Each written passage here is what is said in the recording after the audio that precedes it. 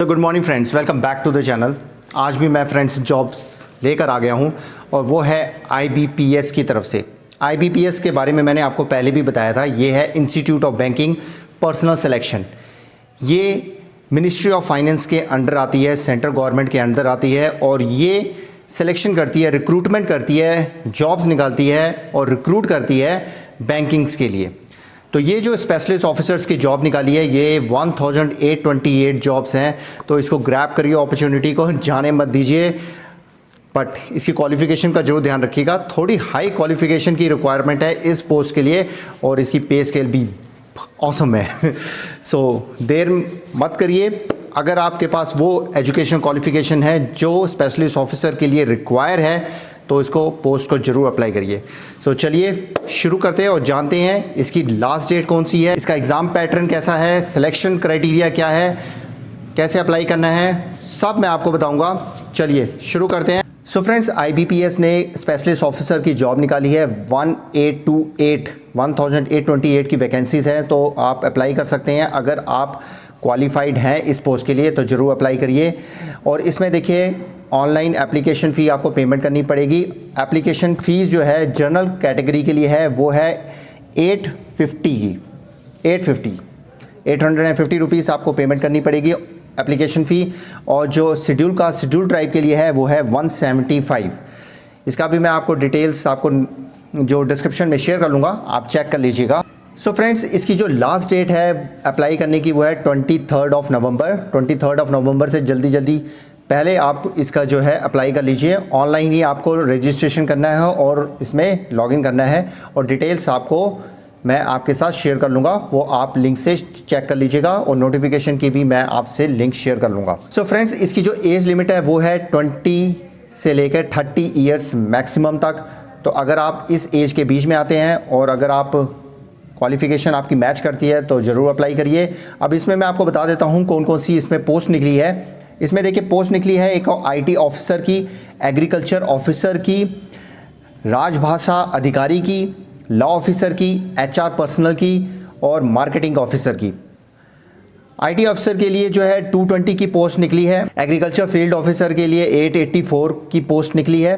राजभाषा अधिकारी के लिए 84 पोस्ट, लॉ ऑफिसर के लिए 44 पोस्ट, HR पर्सनल ऑफिसर के लिए 61 की पोस्ट और मार्केटिंग ऑफिसर के लिए 535।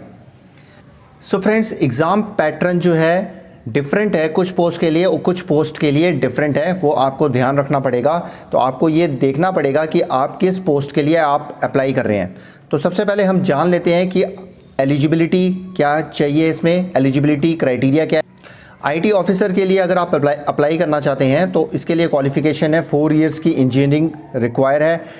डिग्री होनी चाहिए कंप्यूटर साइंस में, कंप्यूटर एप्लीकेशन में, इंफॉर्मेशन टेक्नोलॉजी में, इलेक्ट्रॉनिक्स में और पोस्ट ग्रेजुएट डिग्री होनी चाहिए इलेक्ट्रॉनिक्स में, इलेक्ट्रॉनिक्स एंड टेलीकम्युनिकेशन में और कंप्यूटर एप्लीकेशन में, या फिर आप ग्रेजुएट होने चाहिए past DOE ACC B level आपने पास किया हो, ग्रेजुएशन इसमें आपने की हो, तब आप IT ऑफिसर स्केल 1 के लिए अप्लाई कर सकते हैं। अब हम जान लेते हैं कि एग्रीकल्चर ऑफिसर के स्केल 1 के लिए क्या रिक्वायरमेंट है। उसमें 4 इयर्स की डिग्री होनी चाहिए एग्रीकल्चर, हॉर्टिकल्चर, एनिमल हस्बेंड्री में, biotechnology, food science, agriculture, business management, इसमें आपकी डिग्री होनी चाहिए, तभी आप अप्लाई कर सकते हैं। मैं एलिजिबिलिटी का सारा आपके साथ शेयर कर लूँगा, आप उसमें ज़रूर चेक कर लीजिएगा कि आपकी जो डिग्री है वो क्वालिफाइड है या नहीं है। राजभाषा अधिकारी स्केल 1 के लिए आप अप्लाई करना चाहते हैं तो उसमें पोस्ट ग्रेजुएट डिग्री होना चाहिए Hindi with English as a subject of degree level, graduation level तक आपके पास इंग्लिश भी होनी चाहिए।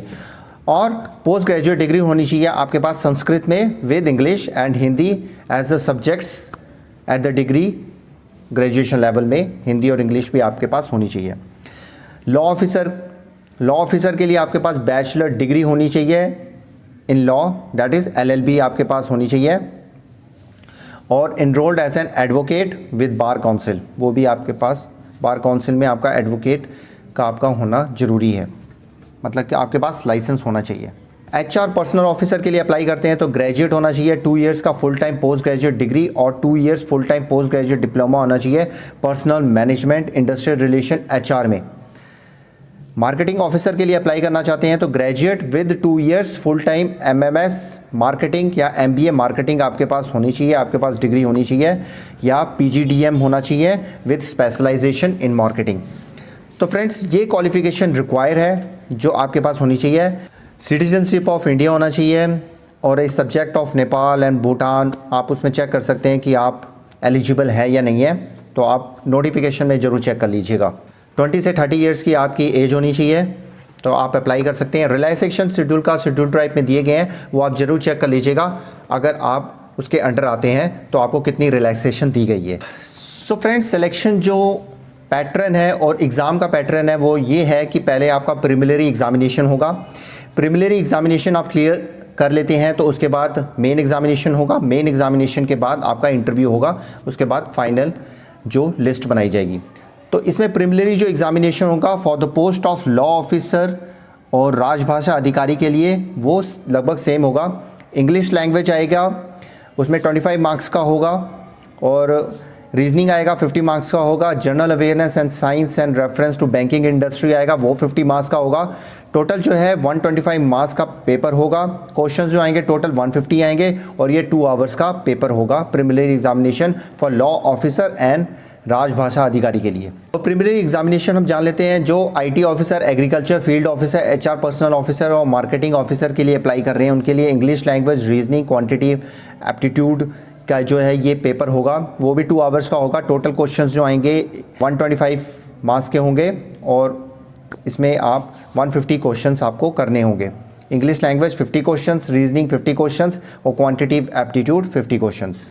फिर देखिए मेन जो एग्जामिनेशन है for the post of law officer, IT officer, agriculture field officer, HR personal officer and marketing officer के लिए मेन एग्जामिनेशन सेम होगा। उस प्रोफेशनल नॉलेज के बारे में क्वेश्चंस पूछे जाएंगे, और वो मैक्सिमम मार्क्स होगा 60 का। 45 मिनट्स का आपका पेपर होगा। जो राजभाषा अधिकारी के लिए अप्लाई कर रहे हैं उसमें जो है पर्सनल नॉलेज ऑब्जेक्टिव टाइप आएगा, और प्रोफेशनल नॉलेज 2 क्वेश्चंस आएंगे, और ये टोटल जो है 30 मिनट्स का होगा। 60 मिनट्स का पेपर होगा राजभाषा अधिकारी के लिए। सो फ्रेंड्स, उसके बाद जो फाइनल इंटरव्यू कंडक्ट किया जाएगा, उसके बाद जो है फाइनल लिस्ट उसकी तैयार की जाएगी।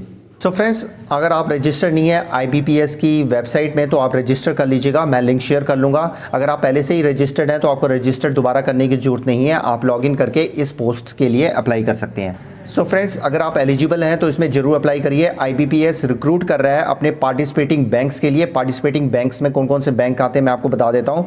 Bank of Baroda, Canara bank, bank of India, central bank of India, bank of Maharashtra, Indian bank, Indian overseas bank, Punjab national bank, Punjab and Sindh bank, UCO bank, union bank of India.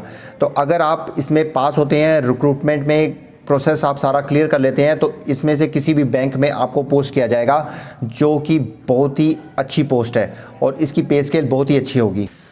So friends, इसकी पे scale भी अच्छी होगी, तो आप देर मत करिए, 23 नवंबर से पहले पहले अप्लाई कर लीजिए। सो फ्रेंड्स, जो भी अपडेट है वो साइट में अपडेट होता रहेगा, वेबसाइट में आप चेक जरूर करिएगा।